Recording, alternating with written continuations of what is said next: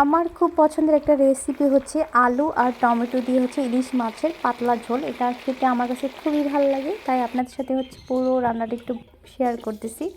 কড়াইয়ের মধ্যে হচ্ছে তেল দিয়ে তারপর হচ্ছে পেঁয়াজ, তারপর হচ্ছে আলু দিয়েছি, আর হচ্ছে কাঁচা মরিচ দিয়ে একটু আলুটাকে ভেজে নিচ্ছি। তার মধ্যে একটু লবণও দিয়ে দিব, যাতে করে হচ্ছে লবণটা হচ্ছে আলুর মধ্যে গিয়ে ভালোভাবে ভাজা হয়। আলুটাকে কিছুটা সময় ভেজে নিচ্ছি। তো কিছু সময় ভাজা হয়ে গেলে এর মধ্যে দিব হচ্ছে হলুদ গুঁড়া, আর হচ্ছে মরিচের গুঁড়া, আর হচ্ছে ধনিয়ার গুঁড়া। তারপর সামান্য পানি দিয়ে হচ্ছে মশলাটাকে কষিয়ে নেব।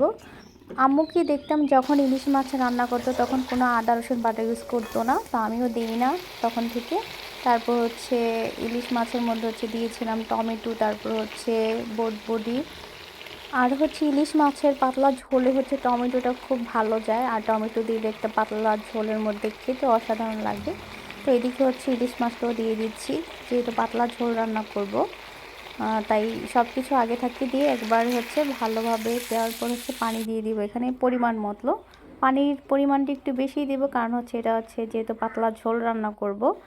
আর ইলিশ মাছের পাতলা ঝোল দিয়ে কিন্তু ভাত খেতে অসাধারণ লাগে আমার কাছে। আর আপনাদের কাছে কেমন লাগে অবশ্যই কিন্তু কমেন্টস করে আমাকে জানাতে পারেন, আর আমার রান্না কেমন হয়েছে সেটাও জানাতে পারেন।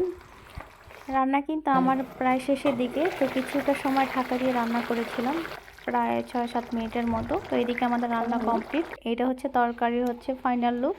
তো আমার ইলিশ মাছের পাতলা ঝোল কেমন হয়েছে সবাই কমেন্টস করে জানাবো। আল্লাহ হাফেজ।